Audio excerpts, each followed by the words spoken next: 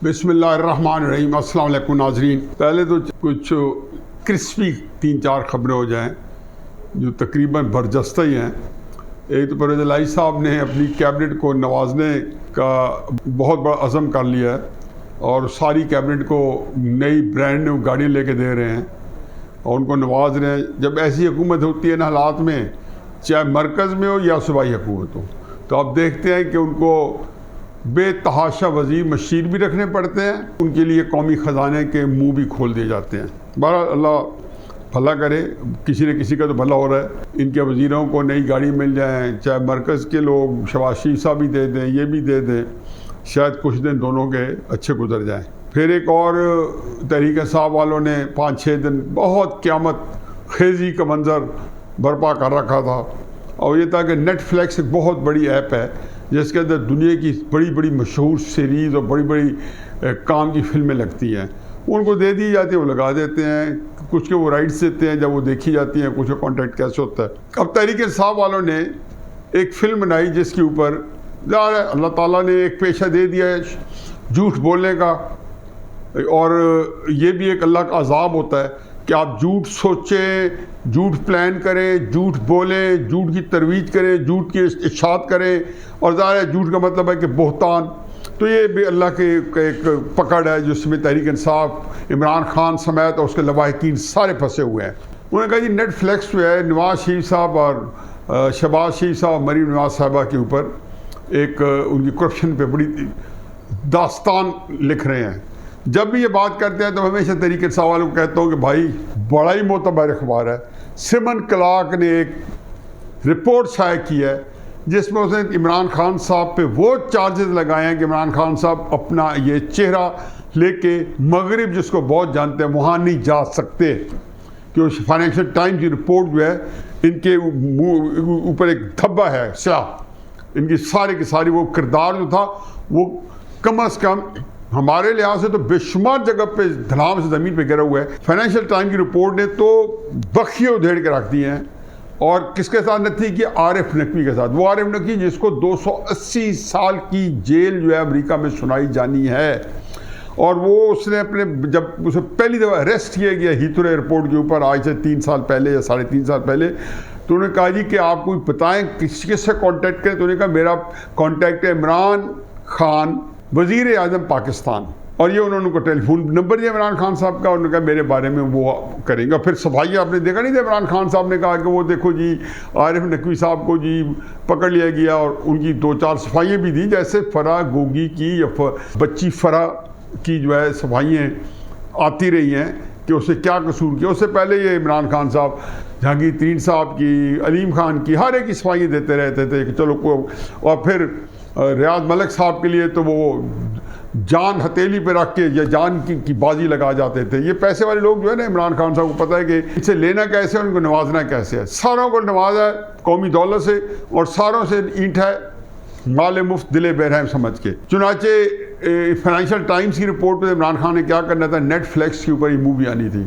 मेरे कुछ समझ नहीं आती थी ये कैसे आ सकती है।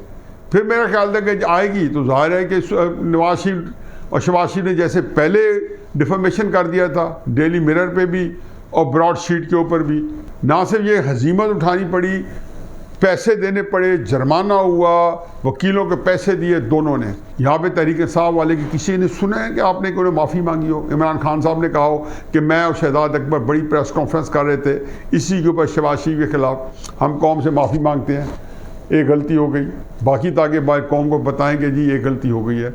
लेकिन जिन बंदों ने ज़िंदगी ही झूठ के ऊपर इस्तवार की हो, वो 1 छोड़ो 2 छोड़ो 3 छोड़ो, क्या से क्या हो जाएगा। अब मरीम नवाज साहबा इंग्लैंड पहुंची हुई हैं और अभी तक एक्टिव नहीं हुई। 13 जुलाई को वहाँ से आई थी तो भाइयों से मिल के आई हैं। तो ज़ाहिर है कि एक फैमिली रीयूनियन है, एक खुशी का मौका है, 2-4 दिन हफ्ता चाहिए। लेकिन मरीम नवाज साहबा में और हमारे में बड़ा फ़र्क है। वो एक कौमी क़यादत के लिए जो है तगोदो कर रही हैं।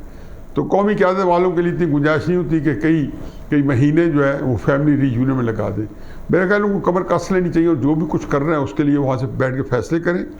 और नवाज शरीफ साहब को भी चाहिए कि जो उनके पास वाज़ेह प्लान है अगर कोई है तो अभी अभी चाकउट करें। किसको पार्टी चलानी है और किसको हुकूमत चलानी है, और पार्टी और हुकूमत अगर शहबाज शरीफ साहब ने चलानी है तो वहीं से एक दफ़ा ऐलान कर दे और फिर जो कुछ होता है होता रहे। इस तरीके से नहीं होगा कि गो मगो की कैफियत में खुद भी रहें और मुस्लिम नून के जितने चाहने वाले और जितने उनको मानने वाले जो हैं वो भी कन्फ्यूजन का शिकार हैं, बल्कि डिप्रेशन का शिकार हैं, बल्कि मायूसी का शिकार हैं। ये एक बड़ी तकलीफदेह सूरत हाल है मुस्लिम नून के वर्कर्स के लिए कि जो बिल्कुल क्लूलेस है, डायरेक्शनलेस है, उनको कुछ नहीं पता कि मुस्लिम नून क्या चाहती है, किधर जाना चाहती है। आया शहबाज शरीफ साहब की हुकूमत जो है उसकी हर बात में नवाज शरीफ साहब की सपोर्ट हासिल है, मदद हासिल है, उनकी रजामंदी हासिल है या नहीं है। अगर नहीं है तो फिर क्या सूरत हाल है, अगर है तो फिर उसके बाद भी एक सूरत हाल वाज़ेह हो जानी चाहिए। और मरीम नवाज साहबा को वो कहाँ तक काम तफवीज़ करना चाहते हैं, क्योंकि इतना आसान नहीं होगा। ये जो पार्टी के लोग बैठे हैं ना, जिन्होंने बयाना दिया हुआ है या पकड़ी हुई है एक एक अरसे से 30-40 साल से, तो ये वहाँ से अब ये दुकानें उनकी कितने सीनियर लीडर को ना वो छोड़ने पर तैयार नहीं हैं।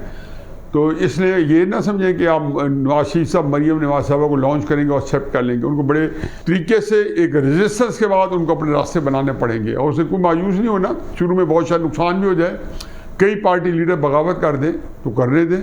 पहले भी तो कईयों ने बगावत की और अंजाम को पहुँचे। बेनज़ीर साहबा के ख़िलाफ़ भी की थी अंकल से बगावत और वो भी अपने अंजाम को पहुँच गए थे। ये कुछ नहीं होता, क्योंकि लोग जितना कुछ मसूली के पास बचा कुछ है या ज़्यादा या कम है वो नवाज शरीफ के साथ यकसुई के साथ है। चुनाचे इसके बारे में इनको फैसला करना होगा। मैं हमेशा कहता हूँ कि कितनी बदकिस्मत पार्टी है कि पिछले 4-5 साल से जब से नवाज शरीफ साहब को पार्टी सदारत से अलहदा किया गया है, इस पार्टी के अंदर क़यादत की यकसुई नहीं है। किसी को नहीं पता कि इस पार्टी का क़ायद कौन है। अगर कोई है तो मुझे बता दें कि इस पार्टी का क़ायद असल कौन है। ये पार्टी इस वक्त किसके नीचे मुतहद हो। अगर नवाज शरीफ साहब के लिए मुतहद हो तो क्या है, नवाज शरीफ साहब की पॉलिसियों के साथ भी चले, और अगर उनकी पॉलिसियाँ जो हैं वो शहबाज शरीफ साहब और उनकी कैबिनेट की पॉलिसियों के बिल्कुल दूसरी समत में है तो फिर क्या करना चाहिए। और अगर उन्होंने शहबाज शरीफ साहब के साथ चलना है तो उसमें भी क्लैरिटी होनी चाहिए। तो वर्कर बेचारा कुछ नहीं समझ आती क्या है, शहबाज शरीफ साहब के चल के पजीराई मिलनी है या नवाज शरीफ साहब के साथ जो है ना उनके जो उनके दिल की आवाज़ है वो करके उनके हालात में या उनकी सियासत में कोई बेहतरी है। अब इस गो में एक और जो मखबस है वो ये है और अजीब व गरीब सूरत हाल है कि इमरान खान साहब जो हैं वो इस वक्त दिलेरी के साथ दीवाना वार एक जंग लड़ रहे हैं। अब दिलेरी उनकी सारी की सारी सियासी जमातों पर ख़त्म हो जाती है। नवाज शरीफ साहब का नाम आ जाए, शहबाज शरीफ साहब का नाम आ जाए, जरदारी का आ जाए, फजल रहमान साहब का नाम आ जाए, गलीज ज़बान, गंदी ज़बान, उसकी कोई हद नहीं है। वो एक बेनुक्स सुनाते जाएंगे। चलो ठीक है जी, एक गंदी ज़बान भी सुना ले, सब कुछ सुना ले, लेकिन उनकी शिकायत जो है इनसे नहीं है, शिकायत इनको लाने वालों से है। वो इसलिए कह चुके हैं कि भाई इनको लाने से बेहतर था कि मुल्क पे आप एटम बम गिरा देते। अब एटम बम जो है वो जो क्या होता है, हमारा जो SPD सिस्टम है जो उसको चूँकि हमारी जो अस्करी क़यादत है उसका बड़ा उसमें रोल है, तो इसलिए उन्होंने कैसी नपी तुली कही कि जी शहबाज शरीफ साहब को और PDM को, इत्तेहादियों को, पीपल्स पार्टी को हुकूमत देने से बेहतर था कि इस मुल्क में एटम बम गिरा देते, यानी कि या मुझे हुकूमत हो या एटम बम गिरा दूँ। अच्छा, इसमें एक और दिलचस्प सूरत हाल भी है। इमरान खान साहब ने बज़ाहिर आर्मी चीफ के बारे में बड़ा एक झगड़ा किया रखा है और कहा है जी कि फ़लाँ आर्मी चीफ जो है मेरी मर्ज़ी को होना चाहिए, मेरे मशवरे के साथ होना चाहिए, इस हुकूमत को नहीं होना चाहिए। मुझे एक वाक़या याद आता है कि 2016 की बात है, तो राहील शरीफ साहब ने मुल्क में उनकी क़यादत में आत्महत्या हुई थी। 2014 में इमरान खान साहब का कादी का धरना हुआ, फिर 2016 में पैनामा चल पड़ी और कराची में फिर जाके उन्होंने पीपल्स पार्टी और MQM के ख़िलाफ़ हमारा पूरा एक मिलिट्री ऑपरेशन हुआ और दोनों पार्टियों को मार्जिनाइज़ किया गया कराची के अंदर। पीपल्स पार्टी को भी MQM को भी, उनके अपने बंदे गिरफ्तार हो रहे थे, पीपल्स पार्टी के भी MQM के भी। तो उस वक़्त मेरा इंटरेक्शन तब जो मुस्लिम नून की जितनी क़यादत थी, चाहे शहबाज साहब थे चाहे ऊपर सारे थे, इनसे मेरी बातें किसी न किसी मौके पे किसी की सफ़र में मियाँ नवाज शरीफ साहब के साथ मुलाकात हो गई वापसी पे, या किसी जगह पे, या शहबाज साहब से अक्सर मुलाकातें रहती थी तो उनके पास हो गई। चौधरी निसार साहब जो वज़ीर दाखिला थे उनसे मुलाकात हो गई। तो मैं उनको हमेशा एक बात कहता था और ये बात मेरे ख्याल चौधरी निसार साहब तो बखूबी समझ जाते थे क्योंकि उनका पीछे फौजी बैकग्राउंड है। और मैंने मियाँ साहब मिर्ज़ा को कहा, मैंने कहा जी आप देख लें दो चीज़ें ऐसी हैं जो आपकी फेवर में जाती हैं।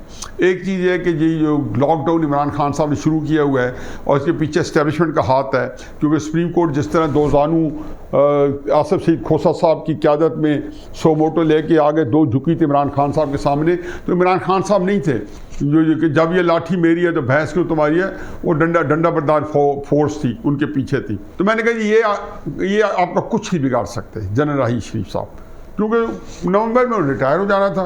बाहर बाजार के अंदर बयान आता था कि मुझे एक्सटेंशन नहीं चाहिए, अंदर जाके जी मिन्नतें तरले की एक्सटेंशन दे दें या मुझे फील्ड मार्शल बना दिया जाए। दूसरी अच्छी खबर आपके लिए ये है कि आप जिसको मर्जी चाहे आईने पाकिस्तान वज़ीर पाकिस्तान को क्लियर कट इख्तियार देता है कि वो अपनी मर्जी से आर्मी चीफ बना सकता है, चाहे पहले नंबर का बना दे या 10वें नंबर का बना दे। बेशक उसमें 5 नाम आते हैं और 5 में से चुनते हैं, एक रवायत बन गई है, लेकिन आइन ये रवायत नहीं कहता। आइन कहता है कि वज़ीर आज़म किसी भी लेफ्टिनेंट जनरल में से किसी एक को जनरल बना सकता है। 12वें नंबर को भी बनाया गया है इस मुल्क में, और ये भी देखा गया है 10वें नंबर को भी बनाया गया है। चुनांचे आप जिसको मर्जी बना दें। यहाँ तक तो 2 सहूलतें हैं, लेकिन आगे 2 सूरतें और हैं जो आपके हक में नहीं जानती।